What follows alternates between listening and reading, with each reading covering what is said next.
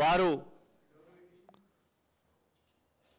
Project చేస్తున్న future city fourth సిటీలో ఒక 2 రోజులు అట్టహాసంగా పెట్టడం జరిగింది. తెలంగాణ రైజింగ్ అయితే అందరికంటే ఎక్కువ సంతోషపడే వాళ్ళం తెలంగాణ ఉద్యమకారులుగా తెలంగాణ రాష్ట్రం కోసం కొట్లాడిన పార్టీగా బీఆర్ఎస్.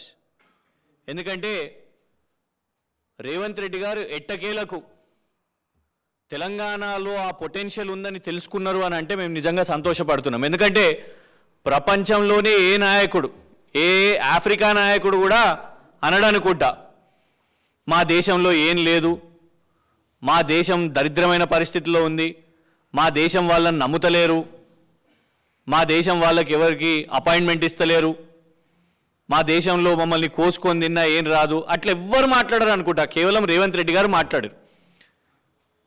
కానీ తెలంగాణ రైజింగ్ అని పేరు పెట్టినరు. సో మంచి ఇన్వెస్ట్మెంట్స్ వస్తే నిజంగా కూడా మేము కూడా దాన్ని స్వాగతం పలుకుతాం.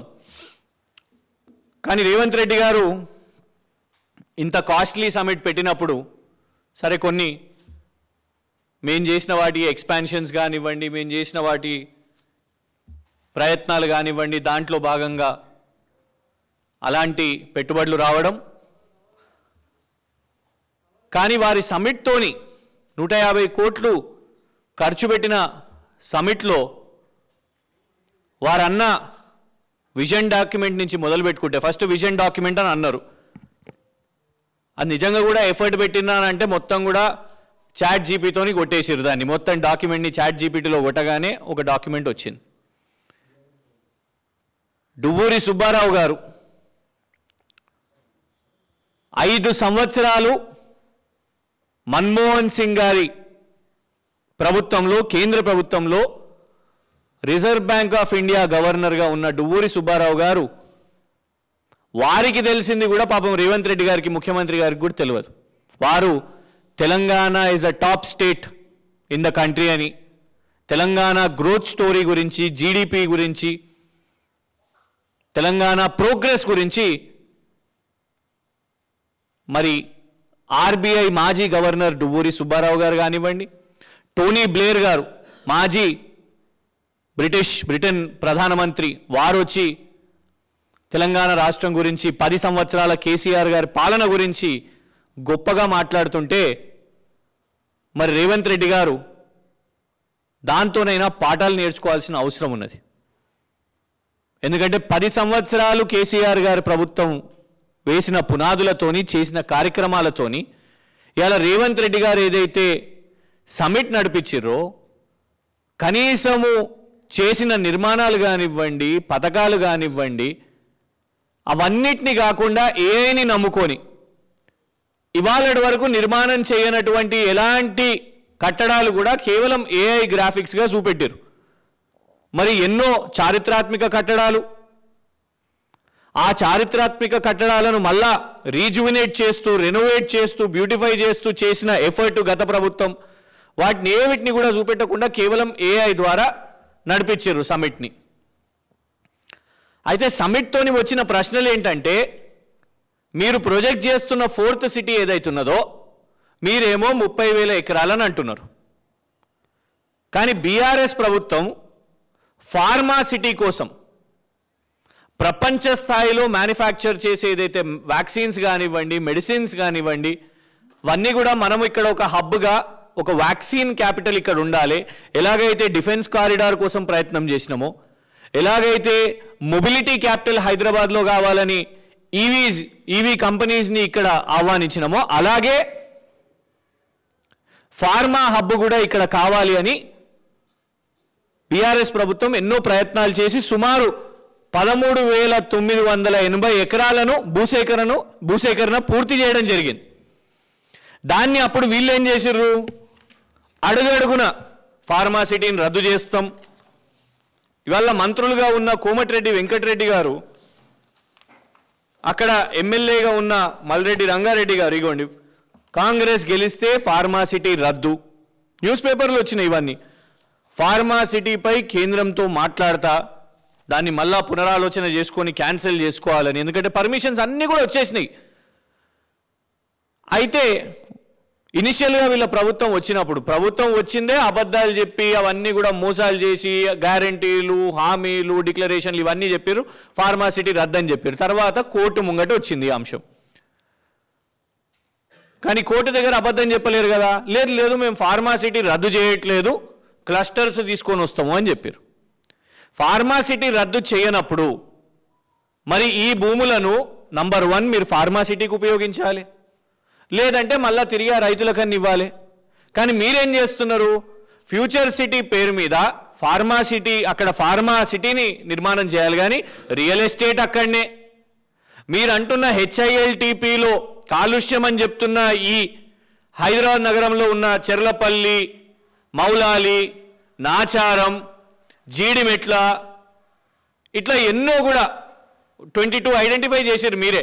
ఇవన్నిటిని కూడా తరలిస్తామని చెప్తున్నారు. తరలిస్తే కాలుష్యం అంతా కూడా తరలించినట్టేనా? పోనీ అక్కడ గ్రీన్ ఇండస్ట్రీ కావడానికి ఏమన్నా ఫెసిలిటీస్ ఇవాళ వరకు నిర్మాణం చేసిర్రా? అక్కడ ఇప్పటి వరకు ఎలాంటి నిర్మాణాలు కాలేదు. ఇండస్ట్రీలు అక్కడికే వస్తాయంట, స్కిల్ యూనివర్సిటీస్ అక్కడికే వస్తాయంట, స్పోర్ట్స్ యూనివర్సిటీస్ అక్కడికే వస్తాయంట, స్టేడియంలు అక్కడికే వస్తాయంట, వాంతారా జూ పార్క్ అక్కడికే వస్తుందంట, ఫిలిం సిటీ సల్మాన్ ఖాన్ గారి, అజయ్ దేవ్గన్ గారి ఫిలిం సిటీ అక్కడికే వస్తాయంట, రెసిడెన్షియల్ కాంప్లెక్స్లు రియల్ ఎస్టేట్ కూడా అక్కడికే వస్తుందంట. అన్నీ ఒక చోట ఎట్లా వస్తాయి? ఫార్మాసిటీ కోసము అనుకున్న ఇయర్ మార్క్ చేసిన ల్యాండ్స్లో మీరు ఇవాళ అన్నీ వస్తాయనంటే నిజంగా పెట్టుబడిదారులు కూడా ఆలోచిస్తున్నారు, ఏంది ఇది ఇంత పెద్ద కన్ఫ్యూజన్, కనీసం ఏమైనా దిమాకు ఉన్నదా వీళ్ళకి, ఏం చేస్తున్నారు వీళ్ళు అని. ఇలా ఒక క్లారిటీ లేని ఆలోచనతోని ఇది చేశారు. వాంతారా పార్క్తోని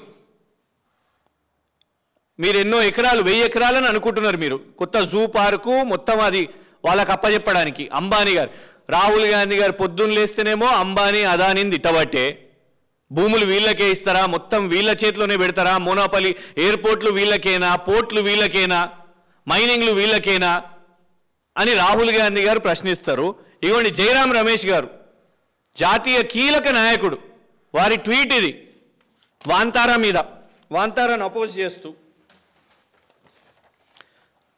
అగ్రిమెంట్ని అపోజ్ చేస్తూ ఏమన్నారంటే, such an agreement entered into such a hush hush manner raises many questions that need to be clarified in a transparent manner.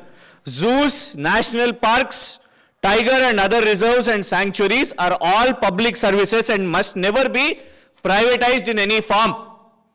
Private వ్యక్తులు జూ పార్కులు, ఫారెస్ట్లు ఇవన్నీ నడపొద్దు, నేషనల్ పార్క్స్ నడపొద్దు, కేవలం ప్రభుత్వాలే నడపాలని మీ జయరాం రమేష్ గారు అంటున్నారు.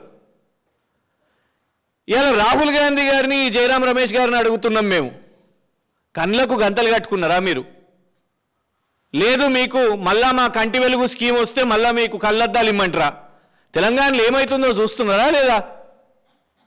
రాహుల్ గాంధీ ఏ ముఖం పెట్టుకొని అంబానీ అదానీ అని అంటున్నాడు? సూటిగా రాహుల్ గాంధీ గారు సమాధానం చెప్పాలి. He's an hypocrite. Rahul Gandhi is a double standard person.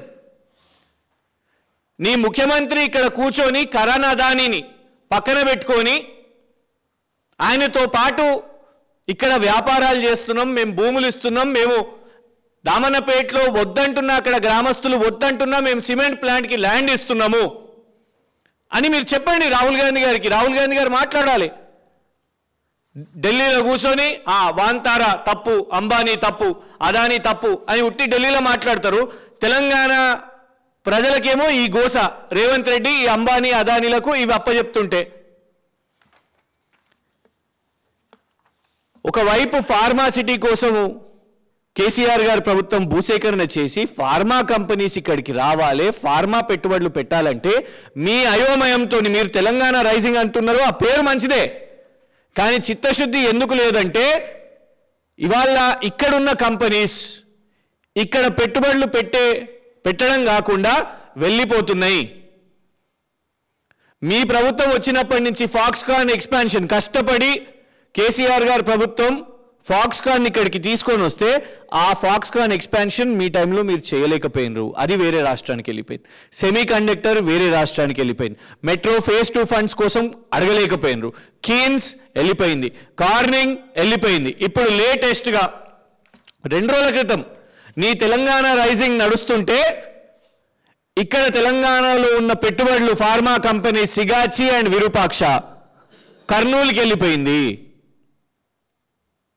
మరి ఎందుకు మరి మీరు ఇంత 150 కోట్లు పెట్టి సమిట్ల పేరు మీద ఏదైతే ఖర్చు పెడుతున్నారో ఇక్కడ ఉన్న పెట్టుబడులు పక్క రాష్ట్రాలకు వెళ్ళిపోవడానికా? డికే శివకుమార్ గారు ఇక్కడికి వచ్చి తెలంగాణ చిన్న రాష్ట్రం, మా కర్ణాటక కంటే మా బెంగళూరు ఇంకెక్కువ చేస్తుంది అని వచ్చి బెంగళూరు మార్కెటింగ్ చేసిపోతున్నారు. మరి ఇక్కడనేమో నష్టం జరుగుతున్నది. మేమేమో పెట్టుబడులను ఉద్యోగాల కోసం ఈ ఫార్మాసిటీ వచ్చుంటే అయ్యుంటే పూర్తి అయ్యుంటే 5 లక్షల ఉద్యోగాలని అనుకున్నాం. కానీ మీరు ఉద్యోగాలు కాదు, కేవలం బోగస్ ప్రకటనలు. ఇవాళ గ్లోబల్ సమిట్ పేరిట మీరు ఏదైతే ఇవాళ ప్రకటనలు చేసిర్రో SLR Surabhi power private limited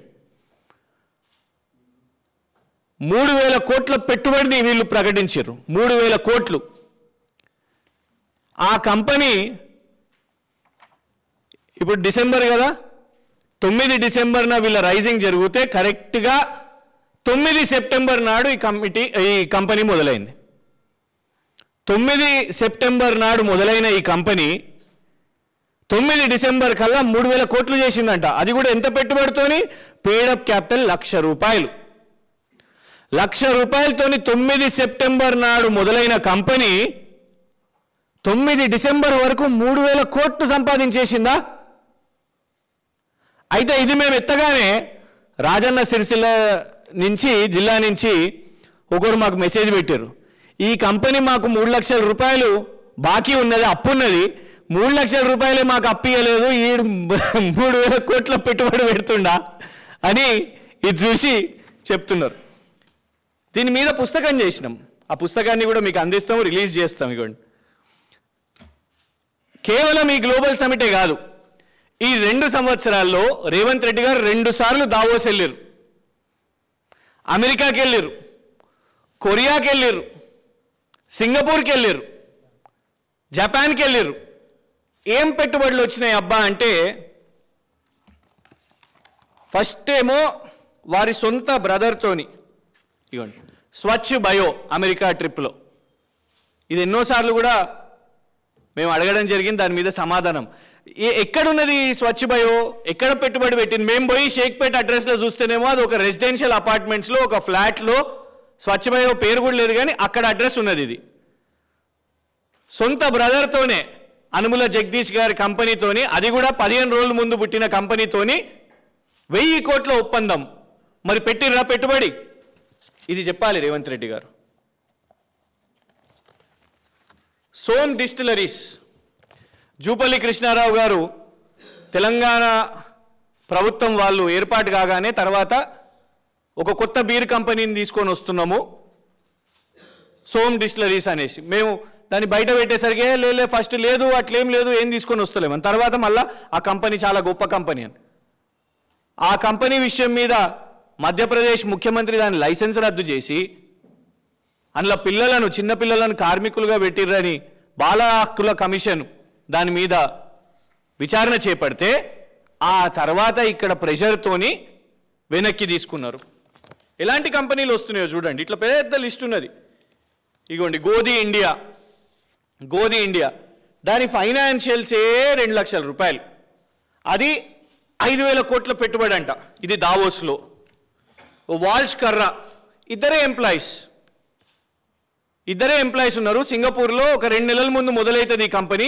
850 కోట్ల పెట్టుబడి. ఇవాళ అడుగుతున్నాం రేవంత్ రెడ్డి గారిని, వచ్చినాయా ఈ 850 కోట్లు? ఇది లాస్ట్ టైం మొన్న ఒక నెల ముందే మీకు చెప్పడం జరిగింది. మనకిన్ బయో 1,00,000 రూపాయలతోని 3 నెలల ముందు మొదలైన కంపెనీ. పాపం ఏలూరుకు చెందిన చార్టెడ్ అకౌంటెంట్, వారి సతీమణి, 2 డైరెక్టర్సు, వాళ్ళు 350 కోట్లు అంట. ఉర్సా క్లస్టర్ 5000 కోట్లు. ఎన్ని వచ్చినాయో, 5000 కోట్లలో ఒక 5 కోట్లన్నా పెట్టిర్రా? చూపెట్టాలి. ఇక కేఎల్ఎస్ఆర్ ఇన్ఫ్రా, ఓ బేనామీ కంపెనీ, రేవంత్ రెడ్డి గారు బేనామీ కంపెనీ. ఒకవైపు సిబిఐ విచారణ, ఇవాళ హైకోర్టులు ఉన్నది దాని మీద, మళ్ళీ ఇవాళ విచారణ ఇవాళ నడుస్తున్నది. ఇప్పుడు మనం మాట్లాడుతుంటే సిబిఐ విచారణ. దివాలా తీసిన కంపెనీ అని. దానికి యంగ్ ఇండియా కాంట్రాక్ట్లు, నువ్వు ఇవాళ చెప్తున్న యంగ్ ఇండియా ఇగో నీ బేనామీ కంపెనీకి ఇస్తున్నావు. రోడ్లు, ఇరిగేషన్ ప్రాజెక్టులు ఈ కేఎల్ఎస్ఆర్కి. షోదా కన్స్ట్రక్షన్స్ ఇది కేటీఆర్ గారు బయట పెట్టినరు మీ సొంత బావమరిది కంపెనీకి. అమృత్ టెండర్లు, సింగరేణిలో బొగ్గు గన్లు, ఆ కంపెనీకి దాని 31 మార్చ్ 2022లో దాని యాన్యువల్స్ కేవలం 35,000 ఉంటే దాని మొత్తం దాని కెపాసిటీ 2 కోట్లు కంపెనీ కాకపోయినా కూడా ఇప్పటి వరకు 1,500 కోట్లు. ఇగోండి యంత్ర టెక్ కంట్రోల్స్, వీళ్ళది కూడా అదే కథ.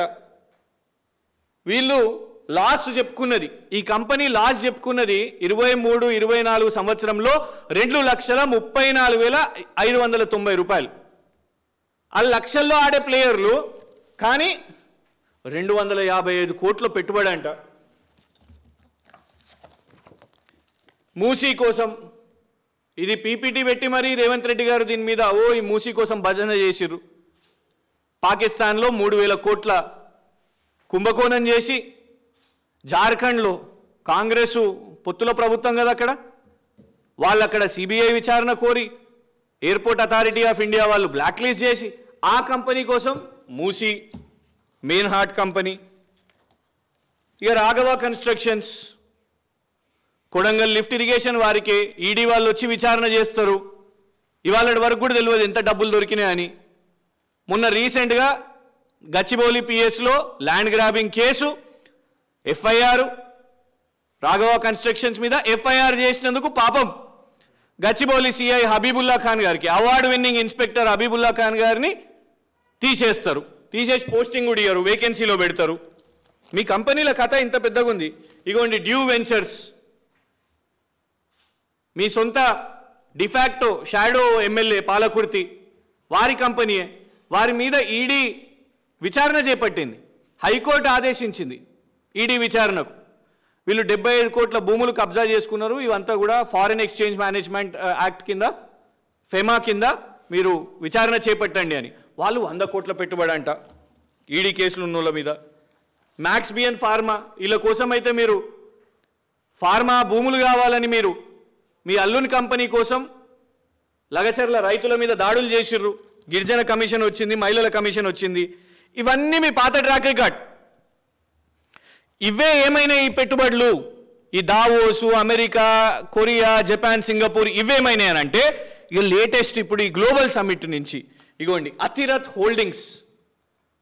అతిరథ్ హోల్డింగ్స్ అనే కంపెనీ మొన్న పెట్టుబడి ప్రకటించారు. ఈ కంపెనీ విచిత్రం ఏంటంటే ఈ కంపెనీ మొదలైంది 30 జూలై 2025న 10 లక్షల రూపాయలతో. మేము మొన్న అడిగినాం, 1,00,000 రూపాయల కంపెనీతో నువ్వు 500 కోట్లు ఎట్లా పెడతావు కదా అని అనేసరికి దాన్ని కొంచెం పెంచిరు, 10 లక్షలు చేసిరు. ఈ కంపెనీ 10 లక్షలు, కానీ పెట్టుబడి 4,500 కోట్లు అంట. ఈ 4 నెలల్లో 4,500 కోట్లు ఎట్లొస్తాయి అబ్బా? అయితే ఈ కంపెనీకి చెందిన యజమాని గారు ఇగోండి ఉత్తమ్ కుమార్ రెడ్డి గారితో. పాపం ఉత్తమ్ కుమార్ రెడ్డి గారు కూడా తెలుసో లేదో రేవంత్ రెడ్డి గారు ప్రకటించారు కాబట్టి నిజంగానే 4,500 కోట్ల పెట్టుబడి పెట్టేట ఆయనే గిట్లుంటుంది ఆ వ్యవస్థ. మంత్రి గారికి ఇట్లా కూర్చొని ఆయన ఇట్లా నిలబడి 4,500 కోట్లు పెట్టే పెట్టుబడిదారుని 4 నెలల్లో 4,500 కోట్లు సంపాదన అబ్బా.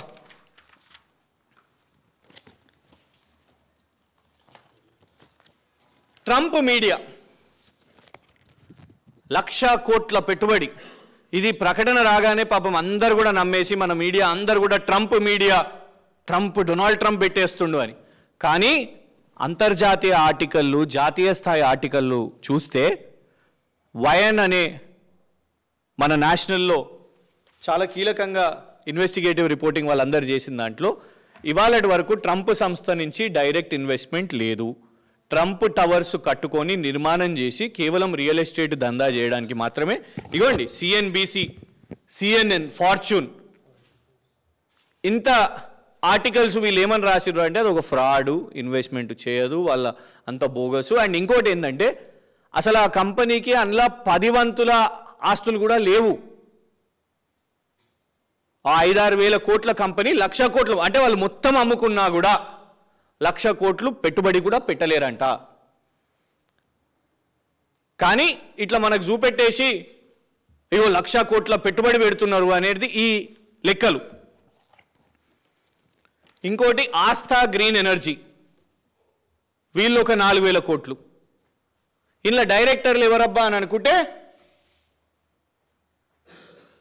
కేశవ్ రెడ్డి మీరెడ్డి గారు అండ్ జయవీర్ కుందూరు. ఎవరు జయవీర్ కుందూరు? నాగార్జున సాగర్ ఎమ్మెల్యే గారు, జానారెడ్డి గారు అబ్బాయి. గాంధీ భవన్లో రిలీజ్ చేసుకుంటే అయిపోతుంది కదా. గాంధీ భవన్ సమిట్ పెట్టండి, 150 కోట్లు ఖర్చు పెట్టి గ్లోబల్ సమిట్ అంటే సొంత ఎమ్మెల్యేల కంపెనీలతోని. బీరెడ్డి కేశవ్ రెడ్డి గారు ఎవరు? రఘువీర్ రెడ్డి గారు, అంటే జానారెడ్డి గారి పెద్ద అబ్బాయి, వాళ్ళ పిల్లనిచ్చిన మామ. సో మామ అల్లుళ్ళ కంపెనీ ఇది. అది గాంధీ భవన్లో పెట్టుకొని సమిట్ పెట్టుకొని ప్రకటించేసుకోవచ్చు ఎంఓయు. కానీ దానికోసం ఇంత గ్లోబల్ సమిట్ అని పెట్టి అందులో ½ లీటర్ బాటిల్ 300 రూపాయలు 400 రూపాయలంట. దానికోసం మొత్తం ఇక కాంగ్రెస్ నాయకులను, రాష్ట్రంలో ఉన్న కాంగ్రెస్ నాయకులను అందరినీ కూడా పిలుచుకొని మేము 5,75,000 కోట్లు తెచ్చినాం, పెట్టుబడులు తెచ్చినాము అనేసి. మొన్నటి వరకేమో అసలు తెలంగాణ రాష్ట్రానికి ఉద్యోగుల దగ్గరకు వస్తేనేమో ఏమీ లేదంటావు, నా దగ్గర ఏమీ లేవు, లంకె బిందెలు ఉంటాయని అనుకున్నామని అన్నావు. లంకె బిందెలు మీకన్నా తెలిస్తేవో లేవో కానీ ఈ దేశంలో పైసా లెక్క ఎవరికి తెలుస్తుంది? ఆర్బీఐ గవర్నర్కి తెలుస్తుంది. ఆ ఆర్బీఐ గవర్నర్గా పనిచేసిన వ్యక్తి నీ పక్కన కూర్చొని తెలంగాణ రాష్ట్రం ఒక అద్భుత ఆవిష్కారం, 10 సంవత్సరాల కేసీఆర్ పాలన తెలంగాణ రాష్ట్రాన్ని అవ్వల్ నంబర్లో పెట్టింది అని నీకు కానీ ఇన్ని రోజులు అబద్ధాలు చెప్పిన నీ మొత్తం కాంగ్రెస్ బృందానికి, అండ్ దయచేసి మేము యూట్యూబ్ సోదరులను కూడా అడుగుతున్నాం, ఇన్ని రోజులు కేసీఆర్ గారి మీద అబద్ధాలు చెప్పిర్రు, అప్పులని చెప్పిర్రు, ఇవని చెప్పిర్రు, అవని చెప్పిర్రు. మేము మిమ్మల్ని అడుగుతున్నాం, ఫీల్ అవ్వద్దు. యూట్యూబ్లను నమ్ముదామా, ఆర్బీఐ గవర్నర్ని నమ్ముదామా? యూట్యూబ్ పెట్టి ఎమ్మెల్సీ అయిపోయిన వ్యక్తులు ఉన్నారు, మోసం చేసి, సమాజాన్ని మోసం చేసి, అబద్ధాలు చెప్పి ఇవాళ వాళ్ళ రాజకీయ పదవులు తెచ్చుకున్నారు. కానీ ఇవాళ అట్లాంటి వ్యక్తులను నమ్ముదామా? ఒక ఆర్బీఐ గవర్నరే వచ్చి ఈ రాష్ట్రానికి కితాబిస్తున్నాడు, ఈ రాష్ట్రానికి పనిచేసిన 10 సంవత్సరాలు పనిచేసిన ముఖ్యమంత్రికి కితాబిస్తున్నాడు. మా సమయంలో ఒక కిటెక్స్ వచ్చింది, ఇట్లా మీలాగా ఇట్లా కూర్చోబెట్టి చేయలే, ఇట్లా చేయలే పెట్టుబడిదారులతో. ఈయన నిజం పెట్టుబడిదారు ఉత్తిదే, కానీ అదే మేము నిజంగానే ఒక 2,500 కోట్లు పెడుతున్నాడు కిటెక్స్ అంటే ఇడికెళ్ళి చాపర్ పంపించినాం, తీసుకొని వచ్చినాం. ఒకటే రోజులో ఆయన రాష్ట్రం నుంచి బయటికి వెళ్ళిపోతున్నాడు, కేరళ నుంచి వెళ్ళిపోతున్నాడు అంటే హుటాహుటిన అధికారులను పంపించినాం, ఎక్కడ పెట్టాలనో కూడా చూపెట్టినాం. వరంగల్లో ఆ సంస్థని ఏర్పాటు చేసిర్రు, 20,000 మందికి ఉద్యోగాలు వచ్చినాయి, ఇవాళ మ్యానుఫ్యాక్చర్ కూడా అవుతున్నది. మేము ఒక రేస్ చేపట్టినా కూడా, ఫార్ములా రేస్ చేపట్టినా కూడా మొబిలిటీ క్యాపిటల్ అని పెట్టి ఒక ఆటరో వచ్చింది, ఒక అలాక్స్ వచ్చింది, ఒక అమర్ రాజా బ్యాటరీస్ వచ్చింది. వాటి ప్లాంట్స్ మ్యానుఫ్యాక్చర్ అయినాయి, ఆల్రెడీ ప్రొడ్యూస్ కూడా అవుతున్నాయి. కానీ మీరేం చేసిర్రు? ఇదే సంవత్సరంలో ఇవ్వండి ఇన్ని సమిట్స్ మీరు చేసిరు కదా, ఏం పెట్టుబడులు వచ్చినాయి? ఒరిజినల్ పెట్టుబడులు ఏమొచ్చినాయి? మీరు ఇదే సంవత్సరంలో మిస్ ఇంగ్లాండ్ వారు ఆరోపణలు చేసిర్రు. ఆఫ్ కోర్స్ మిస్ వరల్డ్ చేసిర్రు, ఒక్క పెట్టుబడి అని వచ్చిందా? ఇప్పుడు ఏఐ సమిట్ అంట, ఇంకా రాహుల్ గాంధీ సమిట్ పెట్టిరు కదా మీరు, భారత్ సమిట్ అని. ఇలాగే అంతర్జాతీయ డెలిగేట్స్ని తీసుకొని వచ్చిర్రు, దానికి ఒక 100 కోట్లు ఖర్చు పెట్టిర్రు. వాళ్ళ విమానాల నుంచి వచ్చుడు, వాళ్లకు స్పెషల్ ప్రైవేట్ జెట్లు పెట్టుడు, వాళ్లకు 5 స్టార్ హోటల్లో పెట్టుడు, దేశంలో ఉన్న కాంగ్రెస్ నాయకులు అందరు ఇక్కడికి వచ్చుడు. రాహుల్ గాంధీ సమిట్ అని పెట్టిర్రు, తెలంగాణ ప్రజల సొమ్ము ఖర్చు పెట్టిర్రు, ఒక్క కంపెనీ రాలే. సో ఇప్పుడు ఈ గ్లోబల్ సమిట్ అని చెప్తున్నారు మీరు. మేము తెలంగాణ వాళ్ళకి, ఎన్ శంకర్ గారికి మేము ఆనాడు తెలంగాణ డైరెక్టర్ కాబట్టి వారికి ఫిలిం స్టూడియో ఇస్తే తెలంగాణ సంస్కృతి, తెలంగాణ సినిమా పెరుగుతుందని మేము ప్రయత్నం చేసినాం. మీరు ఇవాళ సల్మాన్ ఖాన్ గారికి ఇస్తున్నారు, 50 ఎకరాలు ఇస్తున్నారంట మీరు. ఇప్పుడు ఆ 50 ఎకరాలు వారు తీసుకున్న తర్వాత తెలంగాణ సినిమా వాళ్లకు అందులో ఉచితంగా షూటింగ్ చేసుకోవడానికి ఆ ఫిలిం సిటీలో ఆ ఫిలిం స్టూడియోలో ఏమన్నా ఆస్కారం ఇస్తారా? అదొకటి స్పష్టం చేయాల్సిన అవసరం ఉన్నది. వారు నిజంగానే ఇక్కడ పెడుతున్నారు అంటే స్వాగతిస్తాం. సల్మాన్ ఖాన్ గారు పెట్టినా, అజయ్ దేవ్గన్ గారు పెట్టినా మేము స్వాగతిస్తాం. కానీ తెలంగాణ చలనచిత్ర పరిశ్రమ డైరెక్టర్లకైనా లేకుంటే షార్ట్ ఫిలిం మేకర్స్కైనా చిన్న సినిమా వాళ్ళకైనా వాళ్ళ ఫిలిం స్టూడియోస్లో ఫ్రీ ఆఫ్ కాస్ట్ షూటింగ్ చేసుకోవడానికి అవకాశం ఇస్తే మంచిదే. లేకపోతే 50 ఎకరాలు తెలంగాణ వాళ్ళు భూమి ఇచ్చి, తెలంగాణ ప్రభుత్వం మీరు భూమి ఇచ్చి తర్వాత వాళ్ళు కాస్ట్లీగా వాళ్ళు ఛార్జ్ చేస్తూ ఉంటే, వాళ్ళు రెవెన్యూ జనరేట్ చేస్తుంటే ఇక అందులో మనకు లాభం ఏంటిది? సో ఇవాళ ఒక స్పష్టత లేని, మీరు ఇన్ని రోజులు దీనికంటే ఈ సమిట్ కంటే ముందు ఒక లెక్క, సమిట్ తర్వాత ఒక లెక్క అని అన్నారు కదా. ఈ సమిట్ తర్వాత ఒక లెక్క ఎట్లయితుంది? ఎందుకంటే చాట్ జీపీటీతో కొట్టిన డాక్యుమెంట్, ఏఐతో చేసిన వీడియోగ్రాఫిక్స్ అండ్ ఇవాళ వరకు కనీసం ఒక రోడ్డు నిర్మాణం చేయని మీ ట్రాక్ రికార్డ్, ఒక రోడ్డు నిర్మాణం లేదు, ఒక ఫ్లైఓవర్ నిర్మాణం లేదు, ఒక బిల్డింగ్ నిర్మాణం లేదు, మీరు చేసింది ఏమీ లేదు. గత ప్రభుత్వం చేసిన ఆనవాళ్లను చెరిపేస్తామని చెప్తూ కనీసం దాన్ని మీరు ప్రపంచానికి చూపెట్టకుండా దాన్ని మొత్తం దాచిపెట్టి మీరు విజువల్ గ్రాఫిక్స్తో చేద్దాం అనుకుంటున్నారు కదా. దీనితోని సాధ్యమా అని వాళ్ళ మేము కాంగ్రెస్ ప్రభుత్వాన్ని అడుగుతున్నాం.